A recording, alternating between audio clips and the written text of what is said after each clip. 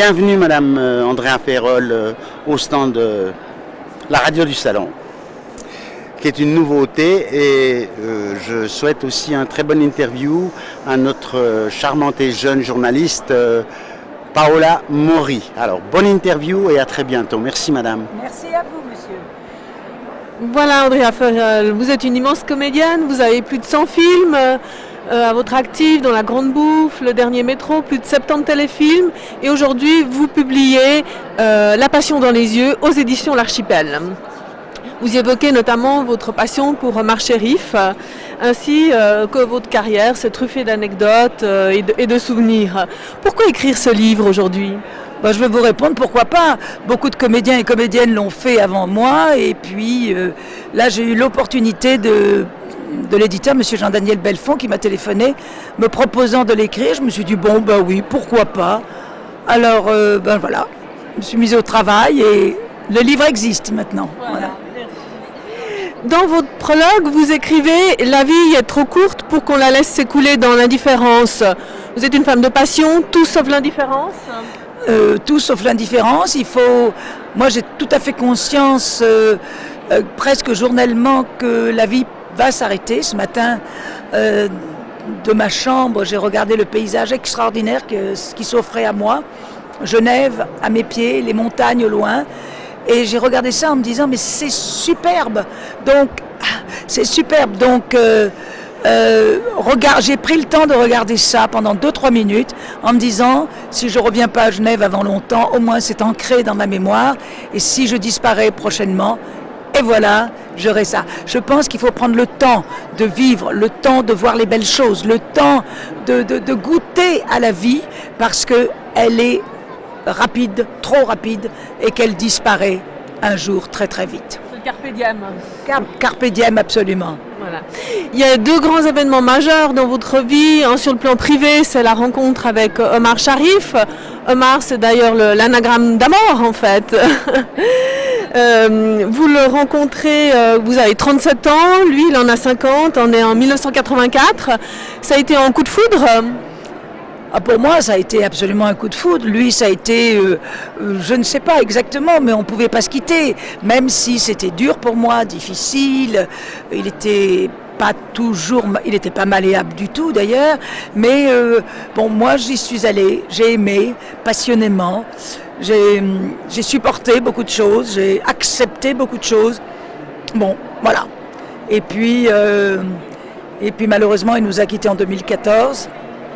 Et puis à la fin de sa vie, c'est lui qui avait plus besoin de moi que lui, parce que ma passion s'était petit à petit au fil des années apaisée, je dirais. Il y avait l'amour, l'amitié amoureuse qui restait, mais ma passion était apaisée, et lui par contre s'attachait de plus en plus à moi. Mais c'est une très belle histoire, je ne regrette pas d'avoir vécu ça. De toute façon, même si je regrettais, je ne pouvais pas faire autrement. C'était là, c'était obligatoire pour moi, donc je l'ai vécu avec tout mon cœur et mon âme. Passion, ça vient de pathie, souffrir, l'amour fait mal parfois ? L'amour peut faire mal, oui, bien sûr, l'amour, mais en même temps, il fait mal et il nourrit profondément, donc c'est cette dualité qui est absolument passionnante aussi. C'est en 97, je crois qu'il est retourné en Égypte. C'est aussi une année difficile. Vous avez perdu votre père aussi. Et c'est quand il revient 2 ans plus tard que là, le lien s'est transformé. Et vous dites il avait de plus en plus besoin de vous. Voilà, c'est exactement. En 97, j'ai perdu mon père, qui a été pour moi une grande tragédie. Et Omar m'a fait une réflexion qui ne m'a pas plu.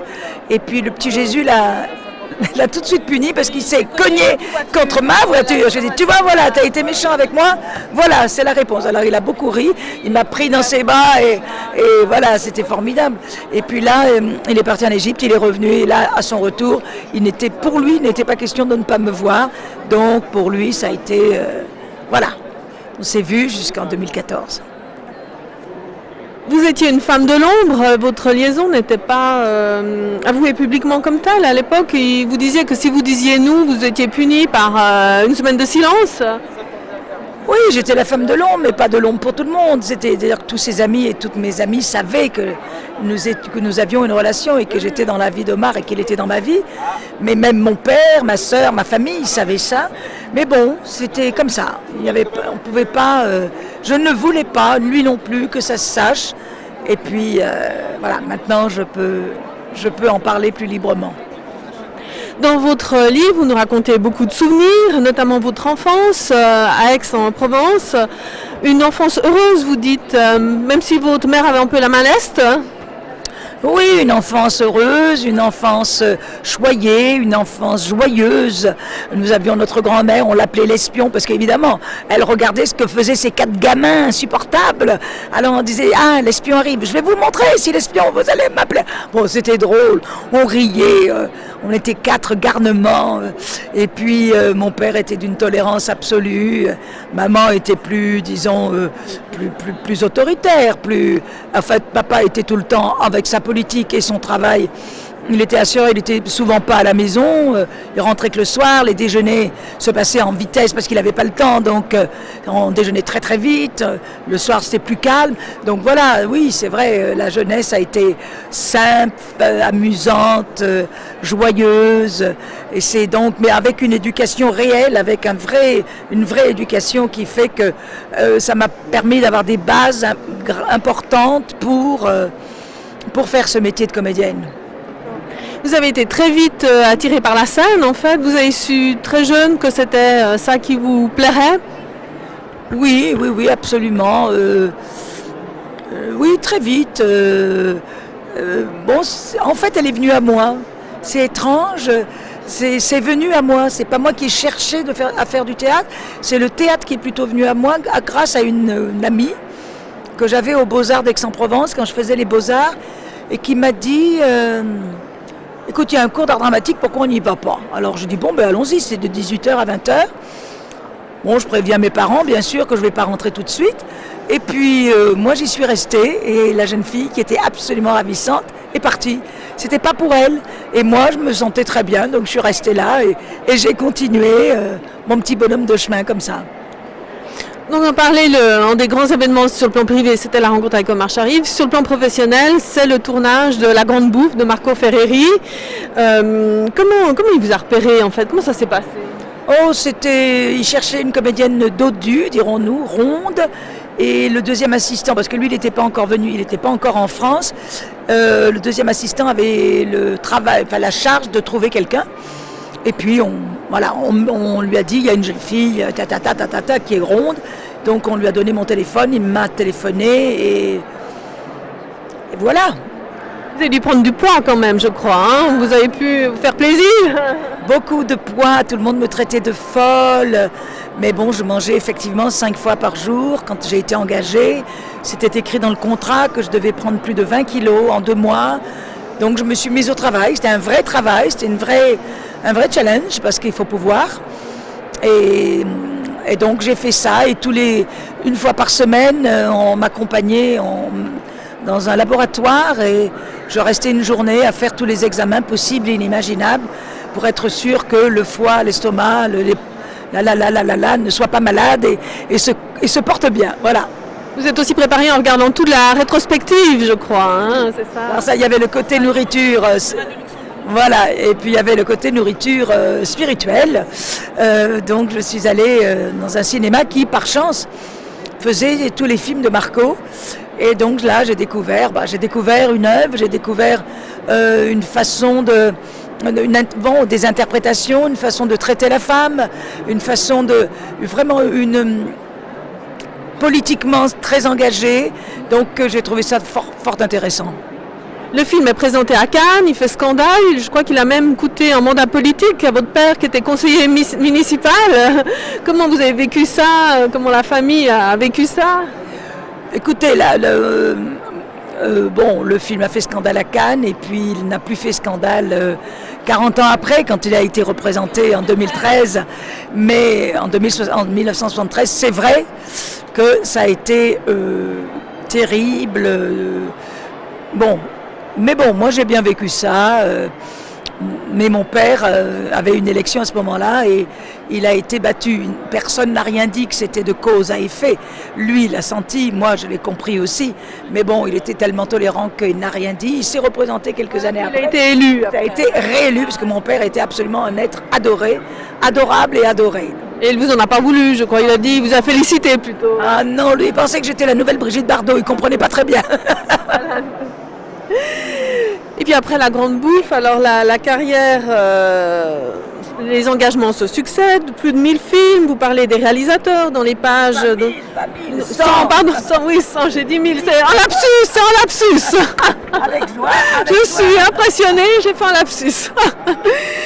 Vous parlez des réalisateurs avec lesquels vous avez tourné, Fassbinder, Comencini, Dobroca, Scola, Mocky, mais aussi de plein d'acteurs, je ne les cite pas tous, il y en a tellement. Burt Lancaster, Dick Bogart, Mastroianni, Gassman, Delon, Belmondo, Marielle, Depardieu, c'est truffé d'anecdotes passionnantes, votre bouquin. Il y a un réalisateur que vous aimeriez encore tourner, vous parlez d'Almodovar. Ah, ouais, j'aimerais beaucoup travailler avec Almodovar, j'aurais adoré travailler avec Federico Fellini, mais il nous a quittés. J'aimerais bien travailler peut-être avec Spielberg, parce que tout d'un coup Spielberg il fait quand même des films par moments qui sont complètement pour les enfants, on retrouve son âme d'enfant, et donc j'aimerais beaucoup travailler, bon j'ai loupé Chabrol, bon j'ai loupé quand même des grands metteurs en scène, mais bon j'en ai connu d'autres. Vous avez tourné récemment dans Saint-Amour avec Depardieu et Paul Wood. Ça devait être dans les vignobles. C'était sympathique le tournage. Vous avez une anecdote? Oh, le tournage pour moi il était très court malheureusement parce que la plupart des femmes ont un caméo comme on dit. Donc j'étais très impressionnée de retrouver Gérard. J'avais même un petit peu peur parce qu'il y avait très longtemps qu'on ne s'était pas vu. Et puis bon, ça s'est très très bien passé. C'était le premier jour de tournage, tout le monde était un petit peu tendu, moi la première, mais ça s'est très bien passé. Et d'ailleurs, je trouve que notre scène j'allais dire, est un petit bijou de poésie. Des regrets, des envies Oh, des envies, continuer à travailler. Pour moi, la retraite n'existe pas. Je trouve que c'est dans le travail, on rencontre du monde, on existe, on se réalise. Dès qu'on en est à la retraite, la vie est moins palpitante. Enfin bon, moi c'est mon point de vue. Moi j'ai envie, bon, je peux un peu voyager, mais ce que j'ai envie, c'est être sur un plateau, que ce soit une scène de théâtre ou un plateau de cinéma, et travailler et être heureuse. On sait que vous n'êtes jamais inactive, vous êtes très diversifiée. Votre actualité, c'est aussi bientôt les flâneries d'art contemporains dans les jardins aixois que vous organisez chaque année, je crois depuis 2007. Merci, voilà. En juin, en quelques mots? Ah ben, les flâneries, c'est la 10e année, c'est la folie. Cette année, comme c'est la 10e année, j'ai fait un programme absolument fou. Trop grand, trop gros, trop cher. Et malheureusement, en France, les subventions diminuent ou n'existent plus. Donc je ne sais pas comment je vais me débrouiller, mais il va falloir que je me débrouille. Voilà. 6 nouveaux lieux, 13 exposants, 2 chanteuses d'opéra, 7 ou 8 musiciens nationaux de la danse avec le Ballet national de Marseille et 11 comédiens qui viennent dire des textes de Zola, Victor Hugo à Woody Allen. Un mot, on a vu tout au long de l'interview qui vous caractérise, c'est le mot passion, enthousiasme, mais aussi discipline et rigueur. Oui, parce qu'on peut être passionné, mais pour faire des choses, pour le travail, il faut être à l'heure, il faut être discipliné. Pour organiser des manifestations comme les flâneries, il faut de la rigueur, il faut penser à tout, il ne faut rien laisser de côté. Donc c'est vrai, passion, mais travail, rigueur. Mais d'ailleurs, le travail est un de mes maîtres, c'est toujours ce qui m'a dirigé dans la vie, avec la rigueur. Voilà. Donc moi, je suis comme ça. Il y en a plein qui ne doivent pas aimer ça, mais tant pis, ça c'est moi. Les filles qui sont penchées sur votre berceau vous ont gâté. Un de leurs dons les plus précieux que vous avez reçus, c'est la passion. Et c'est vrai, Andrea, la passion se lit dans vos yeux. Juste encore, j'ai lu dans votre bouquin que vous aimez les bonbons et leur réglisse. Et voilà. Mais vous êtes un amour, parce que le monsieur tout à l'heure me parlait de chocolat, mais dans notre maison, dans notre famille, nous étions des gens réglisse. Maman adorait le réglisse. Nous n'avons jamais été une famille chocolat. Pas qu'on nous l'interdisait. c'était pas notre... Et même aujourd'hui, mon petit frère, quand il vient chez moi, il y a un petit contenant très joli en porcelaine. Il fonce dedans, il soulève le couvercle pour voir s'il n'y a pas des réglisses. Et donc voilà, maintenant mon petit frère, il a quand même 67 ans, mais nous avons toujours le réglisse à portée de nous. On adore ça. Merci beaucoup en tous les cas. Merci beaucoup pour nous avoir accordé cette interview, Andrea.